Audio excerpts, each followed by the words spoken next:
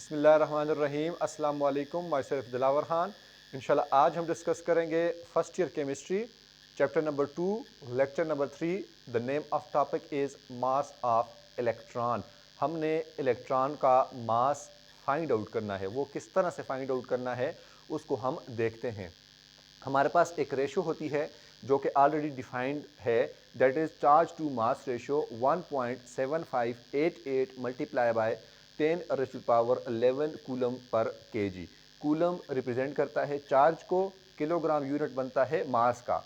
और हमारे पास इलेक्ट्रॉन के ऊपर जो चार्ज होता है वो भी डिफाइंड है, that is 6.022 multiply by 10⁻⁻19 coulomb. Coulomb जो है वो यूनिट है चार्ज का। इसी रेशो को यूज़ करके हम mass of electron find out करेंगे। ठीक है, तो हम लिखेंगे that is charge to mass ratio. वो हमारे पास क्या बनती है जी, 1.7588 मल्टीप्लाई बाय 10⁻11 कूलम पर केजी। ये हमारे पास चार्ज टू मास रेशो बनती है। मास हमने फाइंड आउट करना है, मास इसके साथ डिवाइड हो रहा है, मास को हम मल्टीप्लाई करेंगे बोथ साइड के ऊपर। ठीक है, मास को हम यहाँ पर बोथ साइड के ऊपर मल्टीप्लाई कर लेंगे। अच्छा, अब आपके पास इक्वेशन ये बन गई है, charge on electron is equal to 1.7588 multiply by 10⁻11 coulomb पर केजी मल्टीप्लाई विद मास। अब ये वैल्यू इसके साथ एक्स्ट्रा है, इसको हम बोथ साइड के ऊपर डिवाइड कर लेंगे। 1.7588 मल्टीप्लाई बाय 10⁻11 कूलम पर केजी।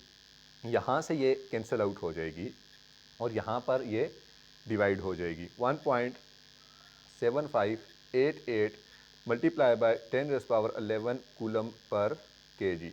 इक्वेशन क्या बन गई, mass is equal to charge divided by जो है चार्ज हमारे पास, ये हम लिख लेते हैं, पहले लिख लेते हैं फिर उसके बाद वैल्यू, ताकि आप लोग कंफ्यूज ना हो। एक एक स्टेप को मैं करके जा रहा हूँ ताकि आप लोगों के लिए आसानी हो समझने के लिए।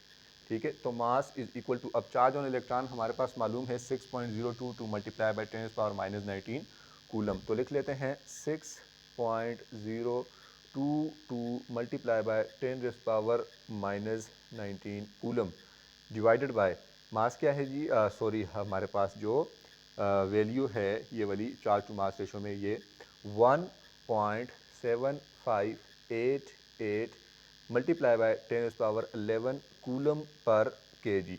कूलम कूलम के साथ कैंसिल आउट हो जाएगा। जब ये इसके साथ कैंसिल आउट हो जाएगा तो अब हमारे पास मास की वैल्यू क्या आ जाएगी, और ये दो वैल्यू आपस में डिवाइड होंगी। तो ये मैंने ऑलरेडी कैलकुलेट की हुई है, वो आ जाएगी 0.91609।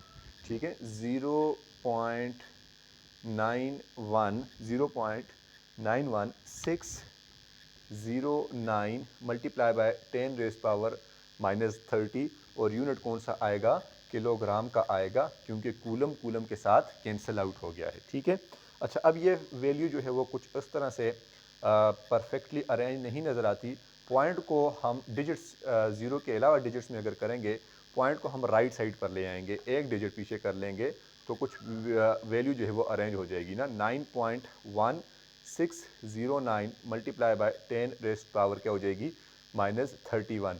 क्योंकि पॉइंट को आप लोग राइट साइड पर एक डिजिट लेकर आएँ, जब राइट साइड पर लेकर आते हैं तो माइनस में एक वैल्यू ज़्यादा होती है, लेफ़्ट साइड पर लेकर जाते हैं तो प्लस में वैल्यू जो है वो ज़्यादा होती है, किलोग्राम आ जाएगा यहाँ पर। ठीक है, अच्छा, अब आप लोगों ने ये देखा होगा कि मास की वैल्यू हमारे पास ज़्यादातर ग्राम में होती है, किलोग्राम में बहुत कम होती है। ठीक है, तो ग्राम में होती है, ग्राम में करने के लिए किलो को हटाएंगे। किलो का मतलब होता है हज़ार। ठीक है, किलो का मतलब होता है हज़ार, और हज़ार का मतलब होता है 10⁻+3। तो +3 को किलो का हम हटाएंगे, इसमें जब इसमें से +3 जो है वो हट जाएगा, +3 जब इसमें से हट जाएगा तो क्या पीछे रह जाएगा, -31 में से अगर 3 जमा को अगर आप +3 को सॉल्व आउट करेंगे तो -28 रह जाएगा। ठीक है, जब आप किलो को रिमूव करेंगे। ठीक है, तो 9.1609 मल्टीप्लाई बाय 10⁻⁻28 ग्राम हो जाएगी। That is actually the mass of electron. ठीक है, तो ये हम यहाँ पर लिख भी लेते हैं कि हमारे पास क्या आ जाएगा, 0.09 multiplied by 10 raised power minus 28 gram. That is actually the mass of electron. Step by step किया है एक एक पॉइंट को, ताकि आप लोगों के लिए आसानी हो। स्क्रीनशॉट आप इसका ले लें। होप आप लोगों को ये समझ आया होगा। मिलते हैं इंशाल्लाह नेक्स्ट लेक्चर के साथ। आपसे बस यही रिक्वेस्ट कि हमारी वीडियोस को लाइक और शेयर करें, चैनल को सब्सक्राइब करें। तब तक अल्लाह हाफ़िज़।